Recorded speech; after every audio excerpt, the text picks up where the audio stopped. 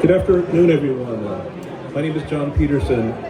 I'm the co-founder and CTO of a company called Pre-Security. Today we're talking about combining probabilities and inference to predict cyber attacks. A question, show of hands, how many people have heard of any kind of technology that can predict a cyber attack? How many people have heard of technologies that can detect cyber attacks? Okay, well today we're going to talk about a new concept which is called predicting cyber attacks. Just like the weatherman can predict the weather, there's new technology that allows us to predict a cyber attack before it happens. So really quick, just a little bit of information about me. Again, my name is John Peterson, co-CEO and co-founder of a company called Pre-Security. I'm based in Silicon Valley, California, and my company has been working on building predictive analytics using large language models and probabilistic models. A little bit of background about me. I've been in the cybersecurity and technology industry for about 35 years, working at a lot of companies that were startups at one point in time, then later turned into very large companies. Companies like NetScreen Technologies, a firewall company back in the 2000s, Barracuda Networks, Fortinet, Cisco Systems, Komodo, Stellar Cyber, and many other companies. So let's talk a little bit about today's cybersecurity challenges. One of the main challenges that our hackers are moving faster using automation, using artificial intelligence. And there's also the challenge that we've been faced with for many, many years, which is called alert fatigue. Security analysts are constantly getting alerts after alerts after alerts. There's so many alerts that are happening right now that SOC analysts simply cannot keep up. Most defenses are reactive. It's usually something's happened, then there's technology that's detected it, and then you have to respond to it after it's happened. It's kind of not a good way to work on this security problem because it's too late. Threats are getting more and more sophisticated. Artificial intelligence is actually being used by the bad guys to make attacks faster and harder to detect. The attack surface keeps expanding. We have data in the cloud, we have IoT, we have remote networks, and various supply chains and partners that we're working with that have access to our data. There's also the constant problem of skill set gap in staffing. Many SOC operators or operation centers simply don't have enough people to deal with all of these alerts. There's also the problem of false positives. Most of the time, SOC analysts are chasing alerts that are not even real. They're false positives. Probably 90% of what they're triaging and investigating are actually false positives. And then there's a lack of predictive insight, which makes it harder to stay ahead of attackers. So why does prediction matter? Well, what I'm going to talk to you today about is not just prediction, but scientific prediction, which combines statistical analytics plus inference, which is done by something called large language models. And once you have this, you can actually stop threats before they cause damage, and it makes it a smarter use of your people and your tools, and stronger confidence in the decisions that you're making. So, show of hands, how many people have heard of ChatGPT and large language models? So it's kind of a new thing, right? Large language models are things that understand reason from text. You type in a prompt, and large language models can understand what you're typing and kind of talk back to you just like a human can. They connect patterns across massive amounts of data. And in the cybersecurity world, you can actually use large language models to draw inferences from logs and alerts. Simply put, use a large language model to tell you what's going on and what a log actually means. And these large language models are powered by GPUs. So what's a GPU? How many people have heard of NVIDIA? Show of hands. Right? Very popular company. Well, GPUs actually used to be used primarily in the gaming industry. But the world has figured out that you can actually use GPUs for a lot of different things. And we at Pre-Security figured out that you can actually use GPUs and large language models to actually predict cyber attacks. GPUs can handle thousands of calculations, whereas CPUs operate in a smaller scale with CPUs in a serial processing manner, whereas GPUs do things in a parallel processing manner. They enable rapid training and inference around AI and LLMs, and some of the use cases in cybersecurity are to use LLMs to do real-time anomaly detection, analyze logs at a high volume, and then run predictive simulations faster and faster to predict what cyber attack is likely to happen next. and it's strengthening AI-driven threat hunting as well. So we're going to talk a little bit now about combining probabilistic models with inference models. What is a probabilistic model? So one example of a probabilistic model is something called a Markov model. Now Markov was actually a Russian scientist back in 1904 that came up with a way of predicting what's likely going to happen next. And it's basically done using mathematical technology, calculations, and algorithms. And in the case of cybersecurity, there's something called a cybersecurity kill chain. And there's different stages that an attack progresses through before damage is actually done. So if you can use a statistical model to predict the next kill chain stage that's likely to occur, it can actually help you predict a cyber attack. Another probabilistic mathematical model is something called Monte Carlo simulation. Now Monte Carlo comes from the casinos, right? So probably some of us have heard of the casinos in Monte Carlo. And the Monte Carlo model is actually used in casinos to figure out if people are trying to count numbers, predict what dice is going to be rolled next. And these models have been used for many, many years, and it's based on statistics and math.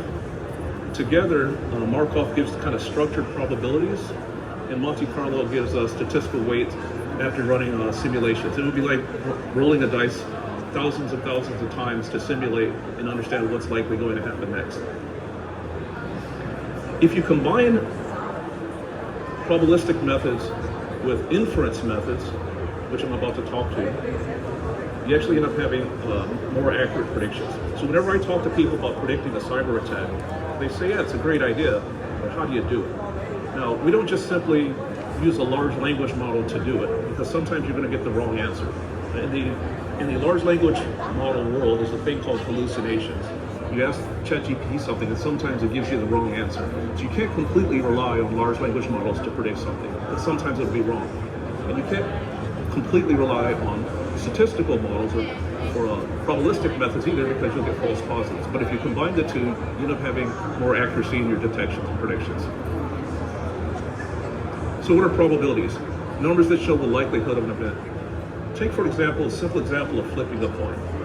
I have a 50-50 chance that it's going to be heads or tails, right? That's very simple math. Take rolling a dice. You can actually do some calculations to figure out the odds of the dice being a 1 or a 5 or a 6. These are statistical calculations that you can do with some degree of certainty to get some sort of level of probability. So if you got probability, you also have this thing called inference. Now inference is kind of an understanding of things. It's the ability to take scattered signals to get some useful insights. Imagine having like a book of text. That book of text has clues in it. And then imagine that you have a large language model that has knowledge. It's been trained on through things. And you put those two things together, and a large language model can infer what you're talking about.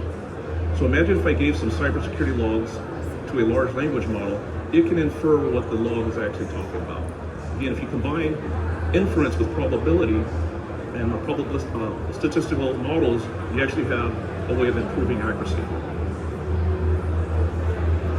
So at Pre-Security, we've been off building this technology for a couple of years now. And about 2 or 3 weeks ago, Gartner, which is a very well-known research analyst, came up with a report that said preemptive cybersecurity is going to dominate up to 50% of cybersecurity spend by 2030. That's 5 years from now. So simply what they're saying is that in 5 years from now, 50% of the spend on cybersecurity tools will be around predictive tools or preemptive tools and not detect and respond tools. I personally believe that the detect and respond industry will be dead in the next 5 years. So why do we care about Gartner? Well, Gartner influences budget spend and strategy for the world. Predictions guide enterprise adoption, and if organizations kind of ignore what Gartner is saying, you're probably going to get left behind because the world's changing. So again, putting these two things together, putting probabilities together with large language models can improve the accuracy of detections and predictions. Probabilities provide likelihood scores, what's likely going to happen. These scores, when added to a prompt and logs, can actually give you predictions. So when you go on ChatGPT and you type in a prompt, it doesn't really have enough context to do a prediction. If you send a log to ChatGPT, it doesn't have enough context or knowledge to make a prediction. But if you can inject some statistical context to that, you have a better chance of making a more accurate prediction. So the LLMs use this context to kind of connect the dots. And again, the result is a stronger and more accurate set of predictions. Let me talk to you a little bit about a workflow that will help you do this. The first thing you need to do is get logs or alerts in from any kind of system. So imagine that you have your firewall, your endpoint, your servers, you're sending logs. These logs are simply data points. Just like the weatherman can predict the weather, the weatherman needs certain data points: temperature, barometric pressure, humidity, and the time of the year. And then historical visibility of what typically happens over time. You bring that data into a system, and you take those data points and you enhance it. You get more context to it by enriching the data. There might be an IP address in the log, so you go and look up the IP address and find out the reputation of it, and you add that as context. You look up the IP address and find out where it's located in the world. It might be located in Singapore. You put that in the log and it adds more context. The reputation could be good, it could be bad. All of that is context. So what you do is you take these logs in, you enrich them to give them more context. The next thing that you do is something called value classification. Now, not all logs have the same value. You might have a server that's sending out a heartbeat log every 60 seconds. That's not really that valuable in making a cybersecurity prediction. Or you might have a log that came in from a printer saying that the toner ink is low. That doesn't really help you with predicting a cyber attack. So you need to figure out what the value of a log is and filter out all the things that are not valuable. There's a study that says about 90% of the logs that people have in some tools is simply noise. About 10% of it is actually a real signal that you can actually use to detect things, in our case, predict things. So this is actually achieved by using large language model. A large language model is actually taking a look at these logs and saying, oh, this is valuable, this is not valuable. And the valuable things move along to the next stage in the process. And the next stage is something we call log to NLP. It's taking a log and converting it to natural language. Okay? Normally a log is kind of this technical, complex thing. It might be in a format called syslog or JSON. It's not really in a format that large language models can actually use very well. So what we do is we take a log, convert it to natural language so that a large language model can actually use it to do things. And then we start adding more context to it. Remember I talked about probabilities, which are statistical, mathematical things. Math doesn't really lie, but a large language model sometimes can lie and make a mistake. So in order to do that, you have to ground the large language model with certain things that are actually statistical and factual. And that's when we can move along to something called like the Markov model. Then you send the information all together, enriched data, data that has Markov calculations in it, to the large language model in the form of a prompt with a collection of logs. Imagine having a log book that's got 300 logs in it. 300 logs start to tell a story. When you've enriched each one of those logs, and you run those logs through statistical counters, and now you give that to a large language model and ask it, what do you think is going to happen next? That's when the predictions start to come in. And the output of that is a prediction. It might come and say, given all the 300 logs and these port scans and brute force login attempts, I predict that data exfiltration is going to happen. Okay? But it doesn't stop there. Remember I talked about running something called Monte Carlo simulator. It's like rolling the dice 20,000 times over and over and over and over again to see what the probabilities are. We do that also. And that kind of starts to ensure that the accuracy of the prediction is right. And then the last thing that's done in the process is we send it through something called accuracy validation. In the past, we've all heard about false positives, right? And analysts are chasing false positives all the time. This last stage in the process is acting like a gatekeeper, so that false positives don't get through. It basically goes back and says, check your homework and tell me if this prediction is correct. And it uses a large language model to do that as well. This entire process is using probabilistic models and large language models together to predict whether a cyber attack is likely going to happen. And this is the really cool thing that's going to happen over the next 5 years. Instead of reacting to an attack after it's happened, because it's too late after that, why don't we get ahead of the problem? And if I know it's going to rain tomorrow or the next day, I'm probably going to bring an umbrella. So this gives opportunities for SOC analysts to actually fix problems before they actually happen. We're really talking about predicting and preventing versus detecting and responding after it's too late. So let me give you an example. Let's say a ransomware attack, right? We've all heard of that. Very hard to figure out.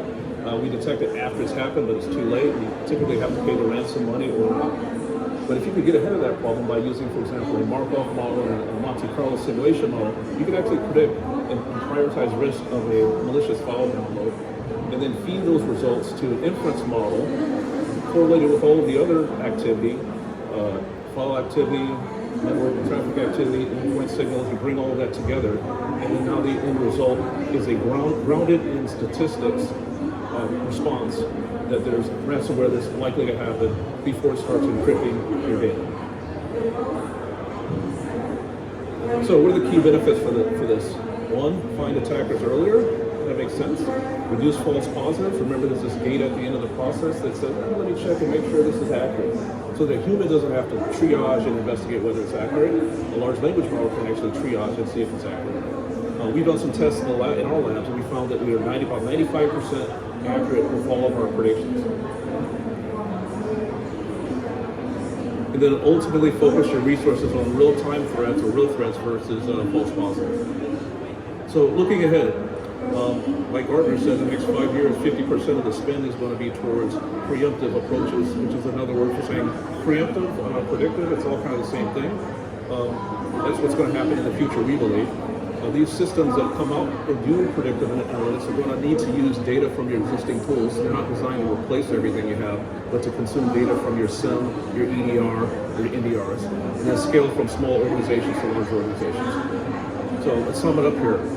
Approach and action. So you need a predictive analytics engine, and it needs to be context aware. The context that it gets are things like statistical values and probabilities and enrichment data, and then bring all that into the context aware insights to help teams stay ahead of threats.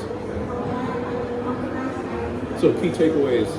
I think everybody would probably agree if you could do this, if you could pull this off, prediction would be reaction any day of the week, right? You also could say that probabilities plus inference equals stronger defense. Not simply trying to do this based on statistical math, not trying to do this simply on asking ChatGPT, but bringing all these things together will allow you to actually get stronger defense, which means better decisions and less risk. So I'm encouraging organizations to start looking towards the future, shift away from reaction to prediction, and start doing that now. Adopt probabilistic plus inference methods, not one or the other, but both, and then stop attacks before they happen. Thanks, my name is John Peterson. I'm with Security.